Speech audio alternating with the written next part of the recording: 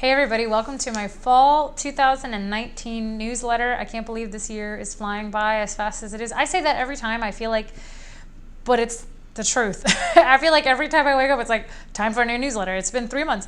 Anyway, I hope that you guys are enjoying these. I love making them for you. I love giving you kind of an update about what's going on in the next 3 or 4 months of my operatic life. And I always am so grateful that you guys watch these and that you follow me on social media and everything like that. I know social media is more of a daily type of thing, but these newsletters are kind of a roundup of the next few months, as you guys know. I want to welcome everyone that started following me recently. I had a really nice boost in my Instagram followers over the past couple of months, and I'm really delighted about that. My Instagram is a mixture of pictures of me in costume and opera and stuff, and a few things of like me just on the everyday, and then pictures of me with no makeup on and my hair up, sweaty and gross from running. So if that's what you're into, then thank you for joining me on Instagram. I am in New York City right now. A lot of you guys know I am here singing Manon, Massenet's Manon at the Metropolitan Opera. It is my role debut. And we've already had 2 performances. We have another performance tomorrow. So by the time this video comes out, I guess we'll already be like done with that performance. But there are 4 more performances then after that. So there were 7 total. There are several more performances throughout October at the Met. And then the HD broadcast will be our last performance. And that is on October the 26th at 1 p.m. here on the eastern side of the United States.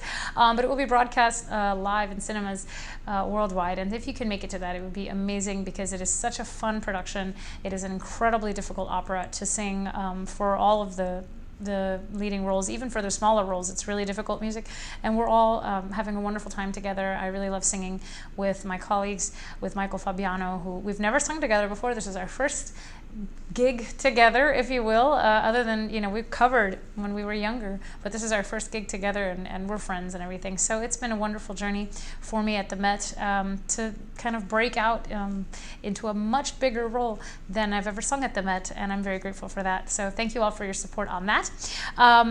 And then, of course, the Tucker Gala is the 27th of October. Now, I'm the Tucker Award winner this year, and I'm eternally grateful, of course, to the Tuckers for choosing me this year. The Gala is at Carnegie Hall the day after the HD broadcast of Manon. So I will do my best to prepare and save up all my vocal resources so that I can make it through those 2 difficult kind of marathon days. But I just want to thank everyone who's been supportive about that as well. Basically, since the Tucker Award was announced, I've gotten so many really sweet messages from people, and I'm just really grateful to be able to be here in New York right now, celebrating this year, celebrating so many wonderful artists that have been through the Tuckers, that have sung for the Tuckers, and that whole concert will be a gala with a lot of my good friends and colleagues. So I hope that you can make it. It's at Carnegie Hall on the 27th of October.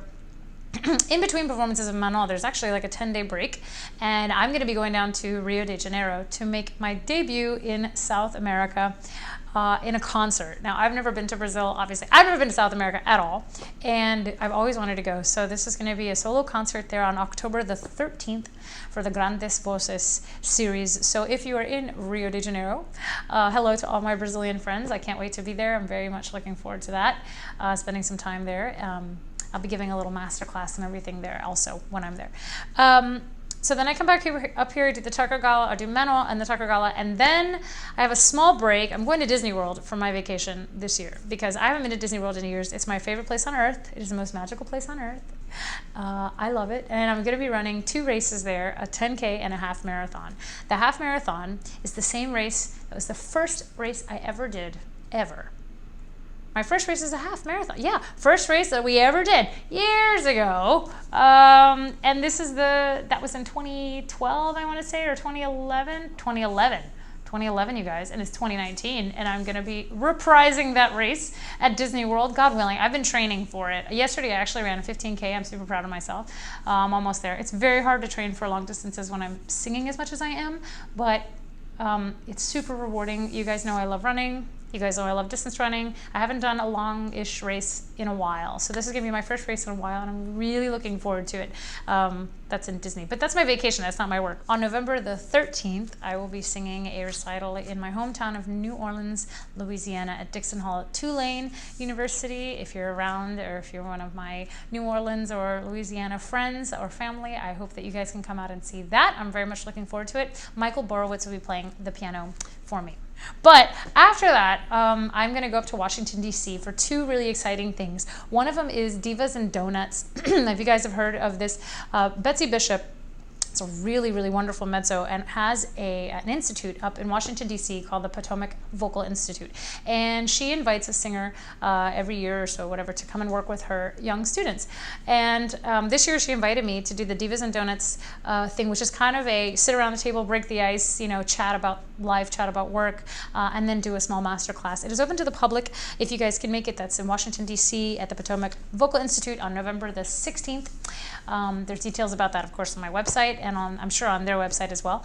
And then also while I'm there, we'll be singing the role of Ophélie in Hamlet, which I sang a while back in Lausanne, but it's one of my favorite roles ever to sing. It's another French role that I adore, with the Washington Concert Opera, and that performance is a single performance on November the 24th. It is a concert performance, so it's not going to be a stage production, but either way, even in concert, Hamlet is an incredible opera, beautiful opera, not done very often in the United States, and I love singing in French.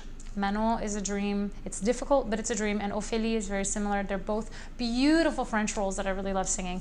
You guys know I love bel canto, I love Mozart, and I love French opera. So I'm really, really lucky to get to do a lot of French this fall. It's a French fall. Ha! Look at my shirt. It's got French written all over it. Amour, l'amour, je t'aime, jolie, blah, blah, all that. I got it at this store called Joie. Like joie de vivre. Anyway, that's everything that's coming up. It seems like a lot of stuff, a lot of concerts, a lot of in and out. But I love my life. I love my work. I'm very, very lucky that I get to do this for a living and share a little bit of this life with you guys. It is a beautiful, beautiful, beautiful journey. It is a difficult journey. It's kind of like marathoning. Like, it's hard. Yes, it's hard. And not everybody likes it. Not everybody can do it. Not everybody cares for it. But it is so rewarding for those of us that do it, this life, opera and music. And it's so needed right now. As I'm recording this, yesterday Jessie Norman passed away, and she was, of course, a grand, grand, grand diva, an icon in the world of opera. As an American singer, it's someone that I grew up listening to, that I loved listening to, who didn't sing any of the repertoire that I would sing, but it doesn't matter. I was moved by her work nonetheless, and inspired by her work nonetheless. And that's one of the beautiful things about artistry, is that even if you don't sing the exact same repertoire as another artist, you can admire them and learn from them in ways that you never thought even would make sense for you, but they do somehow, because that's what music does. That's what this art form does, and that's why we love it. That's why we can't get enough of it. So I love you guys. I hope you have a wonderful fall. I always recommend a pumpkin spice latte, or whatever it is that you go out and do. Some scones, vegan scones if you can find them.